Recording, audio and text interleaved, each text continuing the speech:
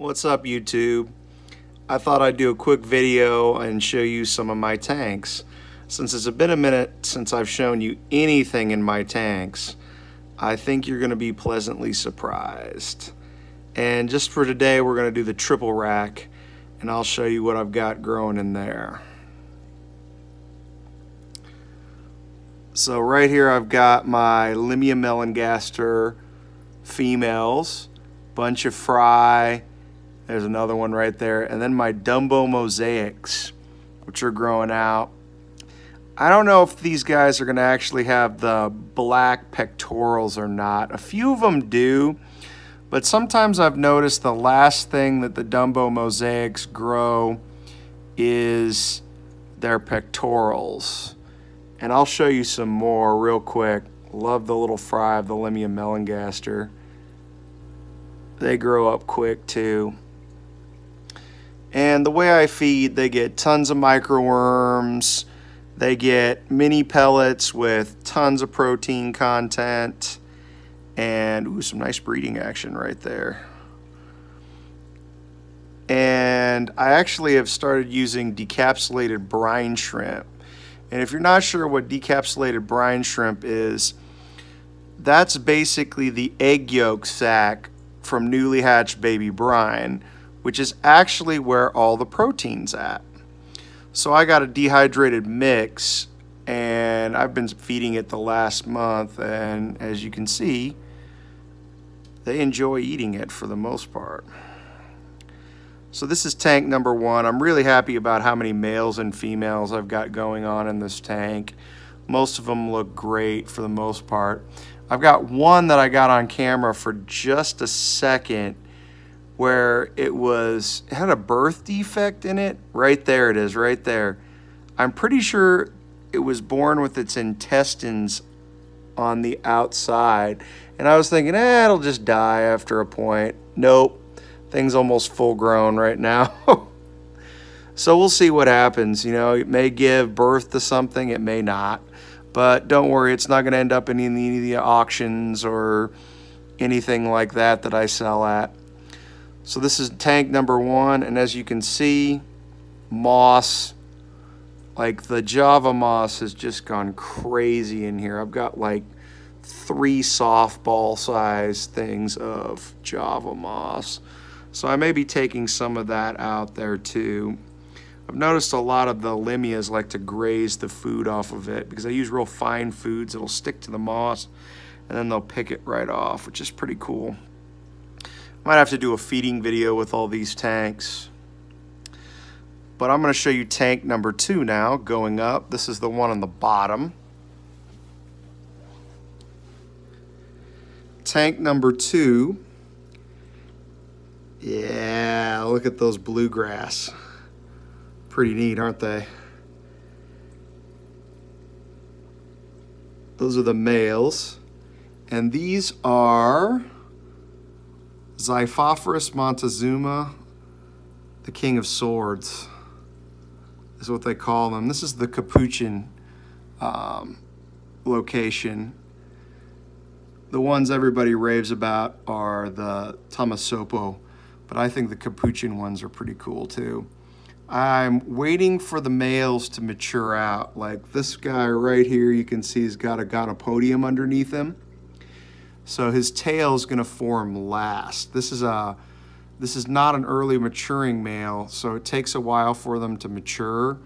But I'm thinking in a couple months, this guy's going to have 3-inch sword at least. Let's see here. Oh yeah, and guess what those are? Baby fry. And those are the bluegrass fry right there. They've been hard to get fry from lately. Like I'll end up with 2 or 3 and just end up with 1. But this is the first time I've gotten like 5 or 6 that have actually stuck around. And I've got a few red cherry shrimp in here. More moss, crips, rotalia in the back. More rotalia. More moss, but that's mostly hair algae. Bristlenose right there, more shrimp, a few snails. this tank's gone pretty, it's starting to go up. Like ever since I moved the red chilies out, it hasn't had quite as much breeding and babies in it, but it's starting to kick off. So, and that's kind of how it goes with some tanks. You get some new fish in, and it just takes a while. What I'm really hoping is I'm going to see some baby Montezumas in here, and I'll be able to BAP those. I mean, the adults look great. Like that male is going to be a super cool male when he fully matures out. So, yeah, this is tank number 2. I'm really happy with this rack system overall. It's just been doing great. A lot of babies in here. 20-gallon longs are starting to become one of my favorite tanks. I mean, bigger, you can do more stuff with. If you get like 3 pairs of guppies going on in a 40, you're gonna have babies out the wazoo in no time. But 20-gallon longs work. You can get them cheaper. They don't need as much filtration. The only thing I've got in here is a sponge filter. In fact, in all 3 tanks I'm going to show you, all that's running is a sponge filter just like this. And now I'm going to show you some really cool fish.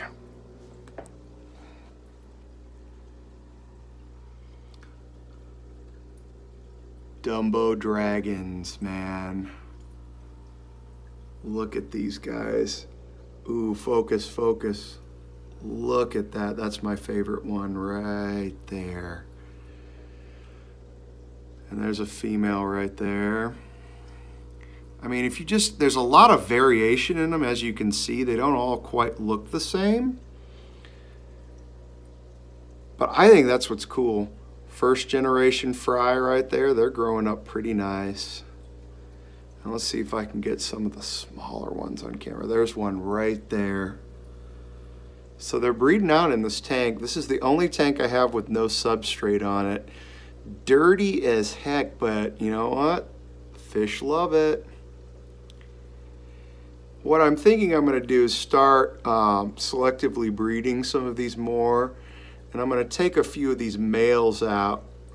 What I've noticed is that when they grow, the males mature sooner, their tails aren't quite as big. Like you'll notice, like some of the males' tails are smaller.